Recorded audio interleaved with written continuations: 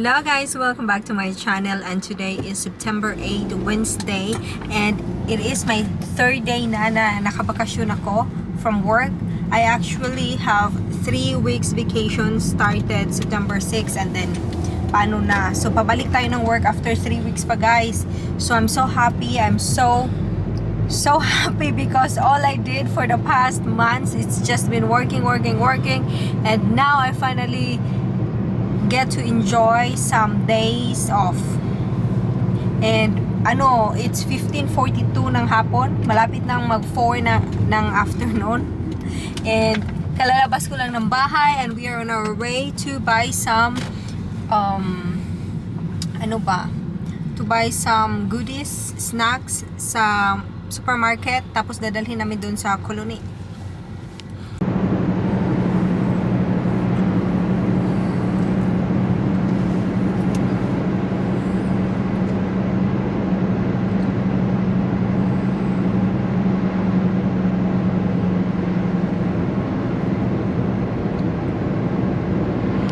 Hi guys, kadarating lang namin dito sa aming colony, and yung binili namin ng mga snacks ganito sa supermarket siya. And then gusto ko sana yung may mga sushi, wala naman, naubos na daw. So I got this, and then I got this from McDonald's. Siya, caramel flavor coffee. Tapos ito binili namin sa supermarket kasi mas mura siya kumpara pag doon binili sa McDonald's, at mas malaki pa. Let me have though. I'm so hungry. Tapos ito na lang natira guys. Sarap.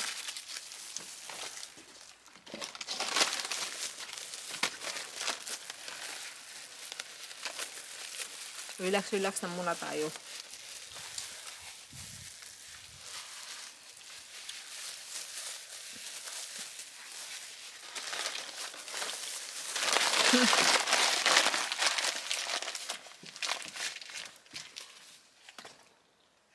Sarap niya. Sarap. How much is this though? 10? 7, right? 7 kroner only. 1 piece.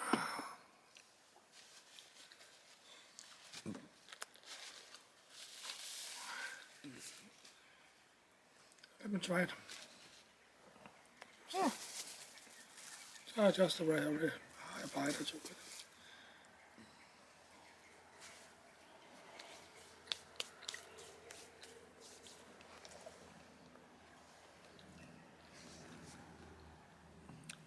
Oh, sarap eh.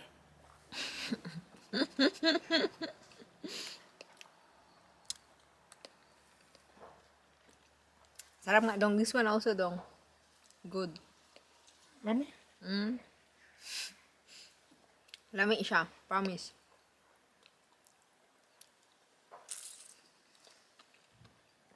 As in guys, it's so nice. I mean, 3 days na akong hindi nagbo-work. 3 days na nakabakasyon. And sa 3 days na yan, it's my first time to actually go out from the house. Wonder when you gonna shower. Hoy, I did shower today. Kasi nga, sobrang nirelax ko talaga Monday, nung first day ng vacation ko, wala talaga akong ginagawa, it's just relaxation, eating, sleeping, yun lang. Tapos yesterday, I cleaned the house. Kasi para maliwalas naman, and it's nice because it's done. It's not perfect, but much better. And then today, I'm here. First time ko lumabas ng bahay, almost 4 na ng hapon, and I'm gonna enjoy this. And then a bit later, I'm gonna do a little bit of work here. I will have to finish the Catwalk. the catwalk. Pakita ko sa inyo. So, yan guys ang aming, sabi ng asawa ko, catwalk daw. Catwalk. Dito yung parang terasa namin. And then dyan, kita ba dyan? Tatapusin namin yan today. So, pag matapos na, another part na naman ng ano bahay. But I think this is the last one in the outside kasi patapos na yung summer. So after that, we're gonna work inside, cleaning up and make it look somehow ano, livable. So yun. At tapos yan dyan guys, kita nyo ba? Yan. Ano yan, apple tree yan na sobrang liit. And ano lang siya, parang hanggang shoulder ko lang. And then, this summer, actually, we thought na mamamatay na siya, but it's not. That apple tree actually gave us a lot of apples this summer unexpectedly kasi akala ko nga patay na. And hanggang dyan lang yan. I mean, sobrang ano lang niya, very low. Tapos, yan, mga kapitbahay. Flag ng Denmark. Tapos, there. Ewan ko ano yan. Matanim-tanim na hindi ako ang nagtanim. May ganito din guys ay. Masarap din siya. 4 na ganito, 10 kroner. Apparently, it's a German thing. Kasi pumunta kaming Lidl. Yun yung pinuntahan namin. So, ano siya, franchise siya sa Germany ba? Sarap niya. Gusto ko yung mga ganito. Yung medyo salty, ganyan.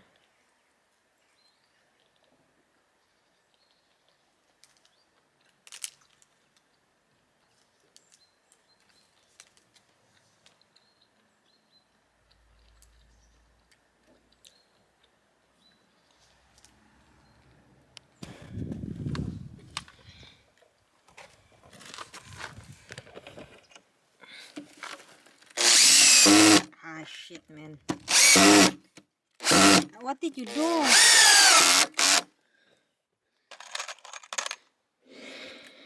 Konting work ko lang guys. Break time na naman ako. Tapos si Martin na naman. My gosh.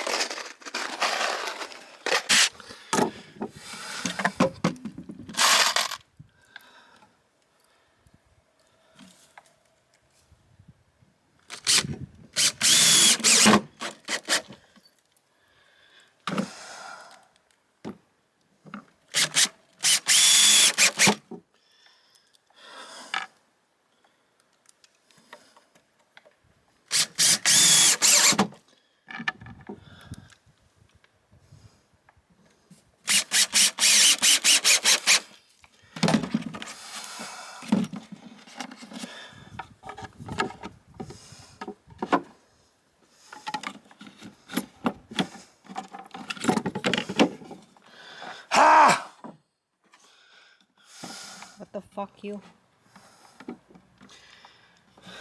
What are you shouting? The woman comes here again and fight you.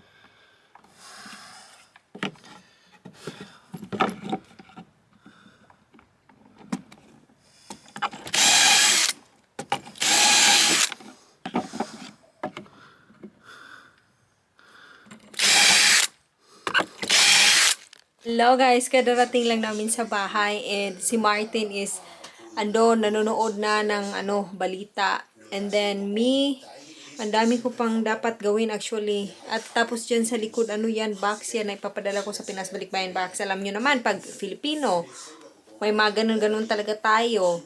And then, maganda siyang ipadala now kasi pwede siyang pang Christmas gift na din kasi darating daw yung box sa Pinas before Christmas.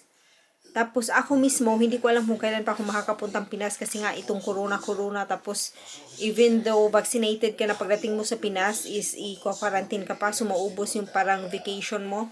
So, supposedly guys, this 3 weeks vacation, plano ko sana makapunta ng Pinas, pero hindi talaga kakayanin. It's because, sabi nila 10 days quarantine daw. Pagdating doon, di ba? So, sayang din sa panahon. So, I'm thinking, okay, I'm just gonna wait a bit. I'm just gonna send some gifts there.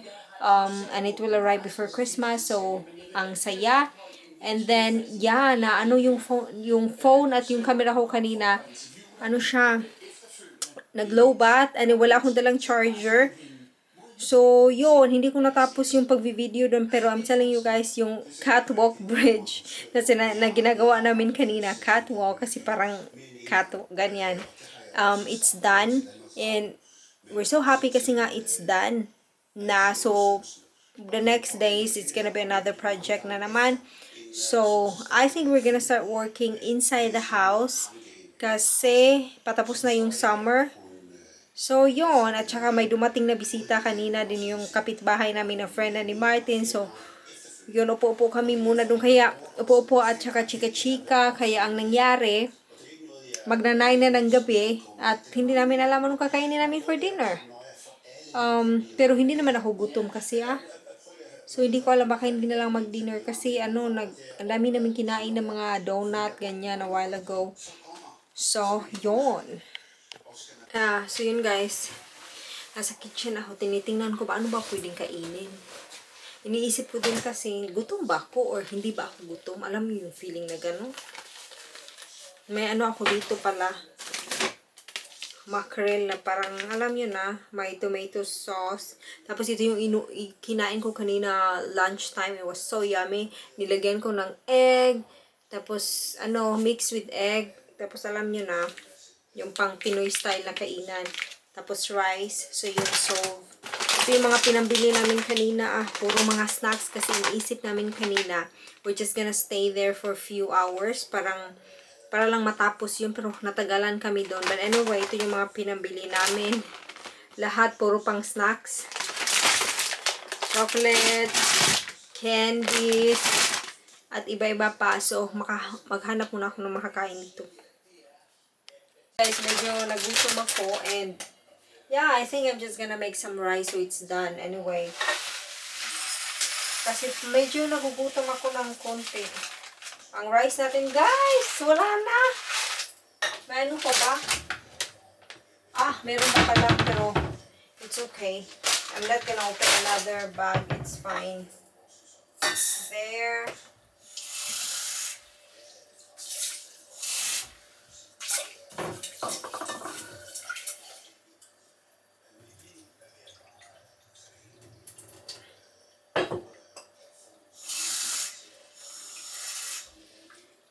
There you go. Okay na yan. So, yeah. Kakain tayo kahit late na. Bawal magutom. Tapos din may chicken wings. So, ilalagay ko na lang siya sa oven. Tapos na para solve yung dinner natin. Luto na siya guys. 20 minutes ko siyang nilagay sa oven. So, now it's ready. And, kakain ako nito mga lang siguro mga 2 or 3 pieces. The rest kay Martin na kasi mag-rice din ako. And then, my leftover lunch kanina. So, kain tayo. So, it's not cooked. It's good.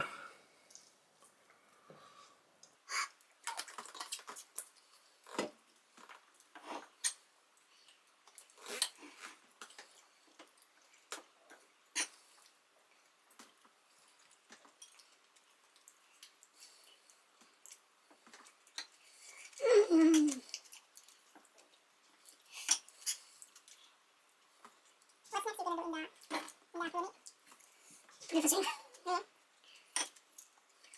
you're gonna work inside now? I'll do something with the roof and then we're gonna have new roofing on it. And maybe paint it. So we're gonna maybe paint it next year. After sun. What do you like to paint now?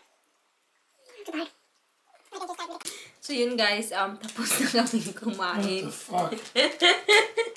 Tapos na kaming kumain. Yeah, and we're both tired. So, we're gonna have an early evening. 10 early evening pa yan sa amin. So anyway, that's it. Thank you so much for watching and enjoy the rest of your Life. rest of your life. Enjoy the rest of your life. Message dog? What? Any message For what? for my subscribers? No, more of a question. Why? Just why? Why are you doing what you're doing? And should you do that? Or should you do something else? Is there more important things to do than watch Simply CM? Say good night now. Good night. Enjoy everything. That's it. Cut it for fuck's sake.